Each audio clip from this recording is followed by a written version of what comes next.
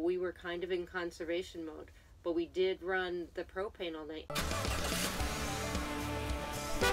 Along these roads we roam, we find adventure through traveling, camping, boondocking, and exploring. Hello everybody and welcome to Vlogcast episode number 61. My name is Russ. I'm Kerry. And we are the roads we roam. We're a couple living full-time in our little guy Max. We do this vlog 5 days a week, Monday through Friday. And we have two opportunities where we get to talk to you live. That's Friday night at 8 p.m. Eastern, and again Sunday at 1 p.m. Eastern. We also have a video on Saturdays where you get to see what we've been doing all week long, what we've been talking about all week long, because we take the video camera with us all week long and film everything. Today, we hunkered down in Abilene, Texas. Yeah.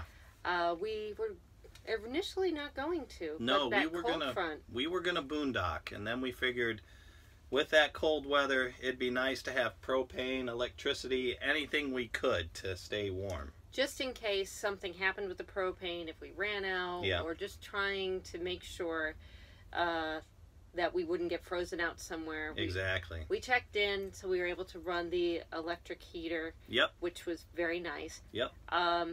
We did have a situation where our water hose, the water inside it, froze. Yeah, so I don't think it did any damage to the pipes inside, but we'll have to see. I don't think it did. I think it was just the water hose out there, hopefully. I think the flooring, the heat that we had with the propane going last night, kept those pipes so that they didn't freeze. We were hoping to get ahead of that and not even hit this cold front. Yeah.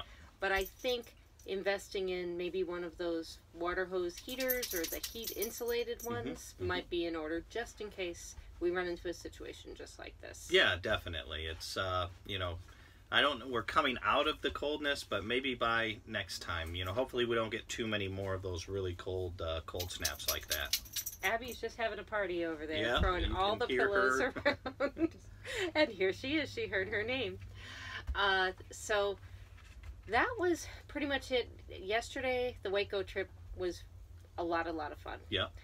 But it was a long drive from Waco to here. Well, yeah, because we didn't plan on staying here. We were looking at a couple of Corps of Engineering sites that were closed, so we just kind of had to put the pedal to the metal and head all the way to Abilene.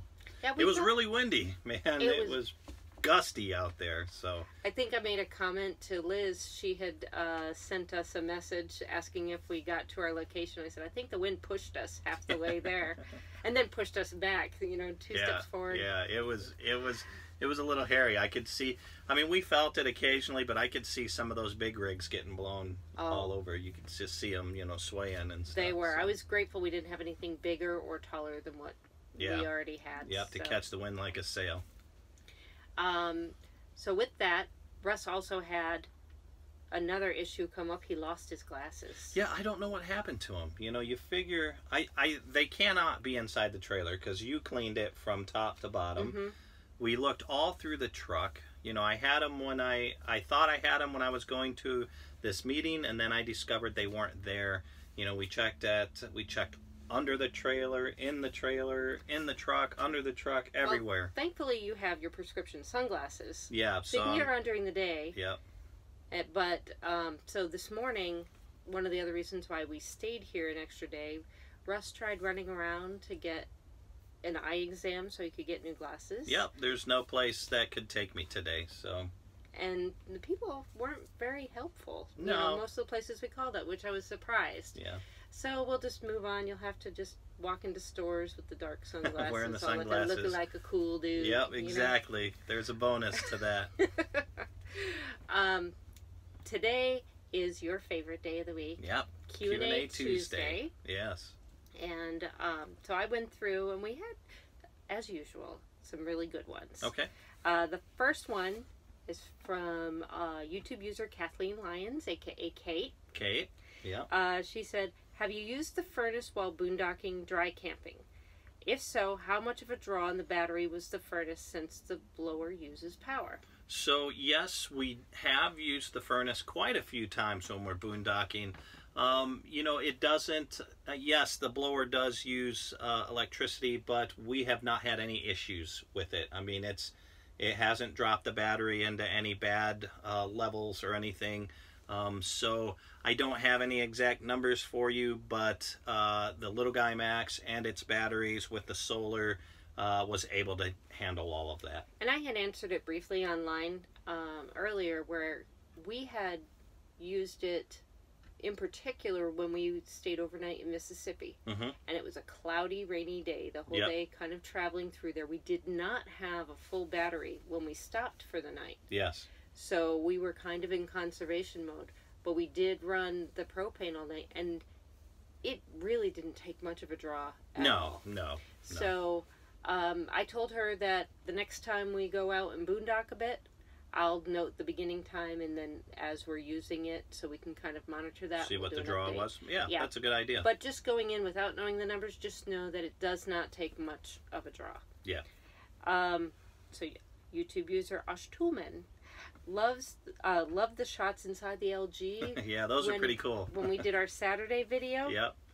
And so if you didn't watch it, Russ put the GoPro inside our little guy. Yep. And you got to see what it looks like when you're going down the road. Unfortunately, it was really bad roads when I pulled over to put it in, and then right where I pulled over was where the Good Road Ferry came, and the roads were pretty good. But it still wasn't bad. I mean, you were able to see or hear the things moving around, but the reason why I think you didn't see too much movement is because we are so proactive. Yeah. If you notice, we don't have things hanging up on the walls anymore. We don't have things just hanging around that would show the movement.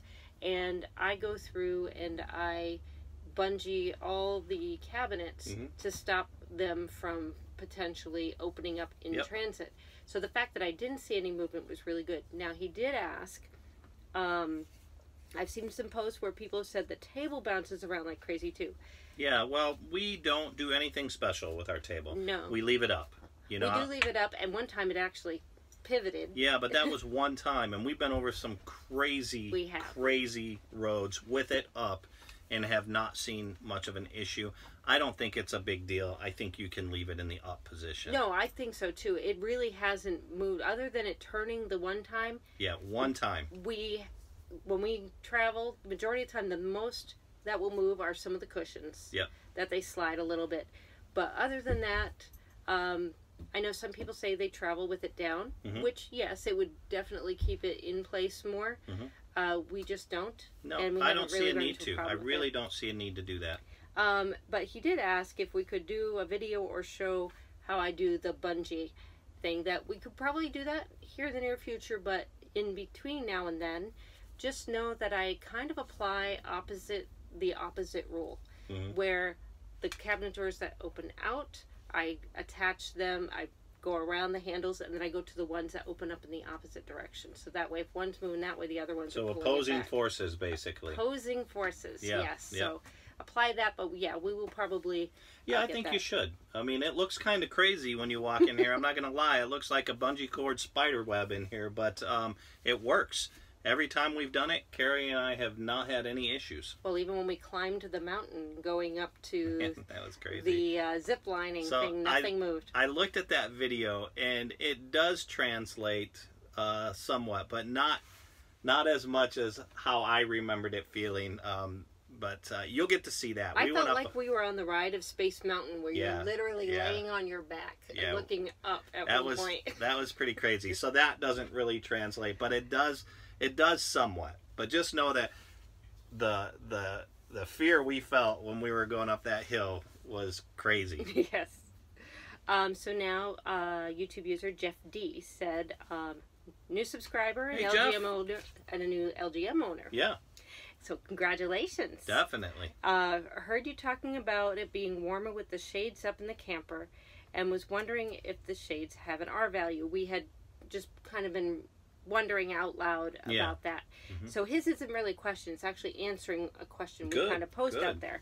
And he said the shades themselves don't really have an R value, but it's the air trapped between the window and the shade when it's closed that adds an R value to the system. Makes sense. He's a contractor, and he has to deal with R values of wall, window, and roof assemblies all the time. So thank you, Jeff. Yeah, definitely. That's why I like these things, because we not only do we get to answer a lot of questions, we get a lot of our questions answered, you know, and there's the spectrum, the wide spectrum of people that are watching this with their expertise as well as their experiences. It's just unbelievable. And now I know we're not crazy when we're thinking it really does make a difference, you know, hot or cold. Then we have a question from Van Trekking. They were checking out our Coleman Landing video that we put, and they wanted to know if you booked online, you call, or you just show up. I think that's a you question there. And that one, the county parks in Florida, you just show up. There's no reservation system that you can have for them. They prefer cash, but they will take checks. They do not take credit cards. And that was something I was glad that I researched beforehand so we could walk up and we had cash. The good thing was they didn't charge tax or anything. It was just a flat $20 per night. Yeah. So also be aware that when you're there, dumping is not included. So there's not sewer hookups. There's a dump station there. Good point. But be aware that if you need to dump your tanks afterwards, it's going to cost you an extra $10 to dump there. Yep. And the one we were at, Coleman Landing, was very laid back. There was nobody immediately when you first check in. They just kind of drive around at some point during the day, check in with you, ask you how long you plan on staying, and then they'll collect your money. I didn't even see any note taking or anything, you know. It's just, I don't know how he, I think it was his name, Rick. Was that Rick, the guy's name that was the camp guy there? I think it was Rick. I think Rick, I don't know how he keeps track of it. So all up here. Yeah. All up here. And then we have a question from Liz. Okay. Liz Childers. And she said, interesting and scary about the tire issue. She went way back to one of our earlier videos where we talked about people who had issues with the tires and that they didn't check their torque. The wheels, the lug nuts. Yes. So, yeah, you know, honestly, Liz, that's not too big of a... Am I jumping before you finish the question? Yeah, she didn't. Okay. The question is, are the RV people working on that or looking into changing something to correct it? Okay, so I think the issue is with most single axle trailers. I think if you loosen up your lug nuts or you change a tire, I think you're going to have this issue no matter what on these types of. And I would think the New Camp one as well. You know, I just think that's a problem that you're going to have. And the way to do that is just check after 50 miles, after 100 miles, and after 150 miles. Since we brought everything back to specs because we were up to 120 pounds of torque, which is where we thought we had to be, and then we backed it down to 100 pounds of torque by loosening them all the way up and then tighten them back up to 100 pounds of torque. They did move. They moved at 50. They moved at 100, and they moved just a little bit at 150. But since the 150 and the 3 checks, they have not moved once. And so the 50, 100, and 150 is right after you make any changes to it. Yeah, and then we just check every single time before we go. And I have not had, ever since, boy, that was back around Tennessee time frame, you know, that we had that 150, and they have not moved a single time. So I think it's just, you've got to get on there, you've got to check it, you know, at that 50, 100, 150. But after that, I don't think you're going to have a problem. So that being said, since it's such a simple thing, the answer to the question would be, I don't think anybody in the RV industry is really putting that much effort into finding a way so that you don't have to do that. Yeah. But in one of our videos, I tracked Russ as he did it, and it actually took less than 2 minutes for him to do the whole check. And so as just part of your pre-flight safety check inspection, we've just incorporated in because it's a lot easier to remember it than if we said, oh, we'll only do it at X number of miles. We'd probably forget it. Yeah, yeah. So that's why we've just done that, and it's well worth the peace of mind. Yeah, like I said, we haven't had a single issue with it for a very long time. So Russ has been working very hard on something, And that's right. Yes. That's right. And so I will let you share your exciting news. Okay. Well, it's our exciting news, but we have been asked on a couple of occasions, how can we get the Roads We Roam t-shirts? Because Kerry and I have been wearing them. So we've got those available now, but they're better than the ones that Kerry and I had, because the ones that Kerry and I had were just a single color, you know, white on green. So we got those set up, and we did it through Spring Tees. Teespring. Teespring, yeah, Spring Tees. Teesprings. Kerry's going to put the link below. And basically what we did, it's full color logo, our full color logo that you see on the video down below, as well as on our website. And we picked some shirts that we thought would fit color-wise, would fit our, you know, what we do. And we're on the road, you know, so we got an orange, because you see a lot of the you know, cones and stuff orange. And we picked like a high-vis green, you know, because you see a lot of the road workers wearing that. And a lot of you guys, you know, we've kind of adopted the term road crew. And I don't even think we came up with that. Yeah, I think it was more the guys watching it came up with road crew. And we also have white if you don't want the crazy green or orange. But the orange looks fantastic. The green looks pretty good. So not only do we have t-shirts up there, we've got coffee mugs, we've got regular sweatshirts, we've got hoodies up there. And then we also put up a couple of, just a little design that I made, you know, kind of what's the whole thing there? It's the home is where you roam. Yeah, our home is where we roam. Russ is very artistic, so occasionally, if you check back at that storefront from time to time, one of Russ's outlets, he just loves to be creative and artistic, and so every now and then he will update the artwork. Check that stuff out there. I think you're really gonna like it. Yeah, and I'm gonna go shopping, because that was the primary driver, because we had the green shirts for when we went out, but we do want to wear them more often. Yeah. And this way we can, but you know the rule. If we bring some of those in, we have to get rid of some of the stuff we already have. Well, there's all those green Roads We Roam t-shirts. So. Oh, there we go.